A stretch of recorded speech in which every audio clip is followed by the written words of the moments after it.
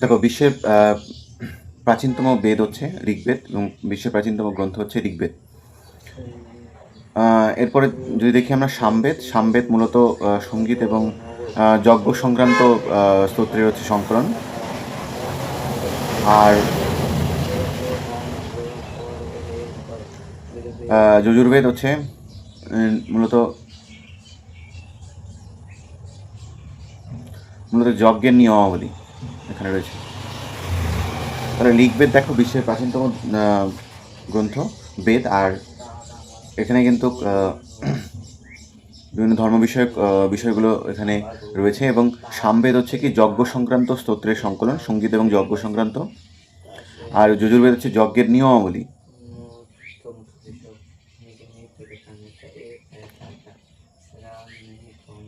এবং এই অথর্ববেদে হচ্ছে চিকিৎসা বিষয়ক, চিকিৎসা, তন্ত্র মন্ত্র এবং দৈনন্দিন জীবন এই বিষয়ে কিন্তু আলোচনা করা আছে।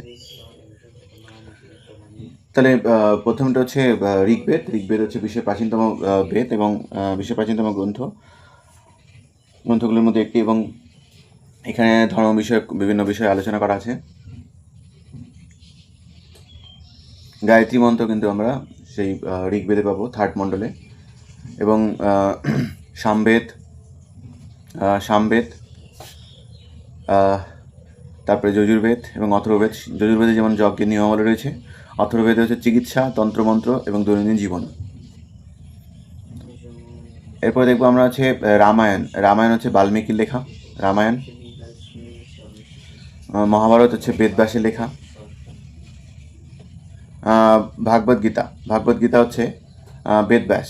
মহাভারতের একটি মানে অংশ, এটি পর্বের অংশ অ্যাকচুয়ালি ভাগবত গীতা। অর্থশাস্ত্র রচনা করেন কি কৌটিল্য বা চাণক্য, যার আসল নাম হচ্ছে বিষ্ণুগুপ্ত। এটা মূলত রাষ্ট্রনীতি, প্রশাসন এবং অর্থনীতি এই বিষয়ক মানে গ্রন্থ এটি। ইন্ডিকা রচনা করেন মেগাস্থিনিস। মৌর্য ভারতের বিবরণ এখানে রয়েছে।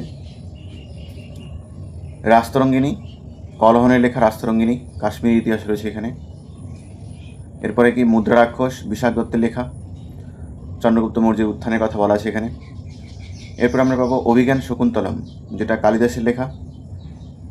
মেঘদূত, যেটা কালিদাসের লেখা। রঘুবংশ, এটাও কালিদাসের লেখা। কুমার সম্ভব, এটাও কালিদাসের লেখা। ঋতুসংহার কালিদাস। মালো বিকাগ্নিমিত্রম কালিদাস। বিক্রমর বর্ষীয়, এটা হচ্ছে কালিদাস। মহাবীর চরিত, এটা হচ্ছে ভবভূতির লেখা। তারপরে হচ্ছে মালতী মাধব ভবভূতি, উত্তর রামচরিত ভবভূতি, দশকুমার চরিত দণ্ডির লেখা হচ্ছে দশকুমার চরিত। মানে কাদম্বরী কার লেখা? বাণভট্টের লেখা। হর্ষচরিত হচ্ছে বাণভট্টের লেখা। পঞ্চতন্ত্র, এটা বিষ্ণু শর্মার লেখা। এবং অষ্টাধ্যায়ী হচ্ছে পাণিনির লেখা। মহাভাষ্য পতঞ্জলির লেখা। যোগসূত্র, এটাও পতঞ্জলির লেখা।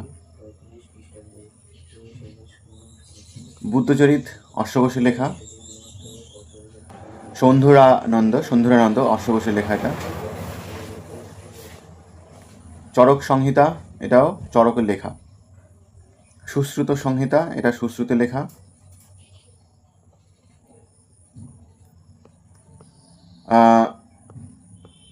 বৃহৎ সংহিতা বরাহমিহিরের লেখা। পঞ্চ সিদ্ধান্তিকা বরাহমিহির।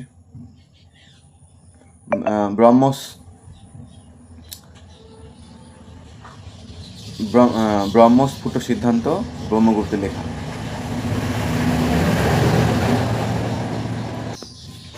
অমরকোষ অমর সিংহের লেখা। নাট্যশাস্ত্র ভরতমুনির লেখা। কামসূত্র ব্যৎসায়ন। তো এখান থেকে যেটা মোস্ট ইম্পর্টেন্ট সেটা হচ্ছে অর্থশাস্ত্র, ইন্ডিকা, রাস্তরঙ্গিনী যেমন কলহনের লেখা। আবার অভিজ্ঞান শকুন্তলম কালিদাসের। কাদম্বরী হচ্ছে বাণভট্ট আর হর্ষচরিত বাণভট্ট। এবং পঞ্চসিদ্ধান্ত বিষ্ণু শর্মা। অষ্টাধ্যায়ী পাণিনি, এগুলো খুব ইম্পর্টেন্ট। যোগসূত্র হচ্ছে পতঞ্জলি, বুদ্ধচরিত হচ্ছে অশোক ঘোষের লেখা, চরক সংহিতা চরক, সুশ্রুত সংহিতা হচ্ছে সুশ্রুতের লেখা, এবং আর্যভট্টি হচ্ছে আর্যভট্টের লেখা, আর বৃহৎ সংহিতা হচ্ছে বরাহমিহির, এবং ব্রহ্মস্ফুট সিদ্ধান্ত এটা হচ্ছে ব্রহ্মগুপ্তের, আর নাট্যশাস্ত্র হচ্ছে ভরতমুনির লেখা, কামসূত্র হচ্ছে বাদশায়ন।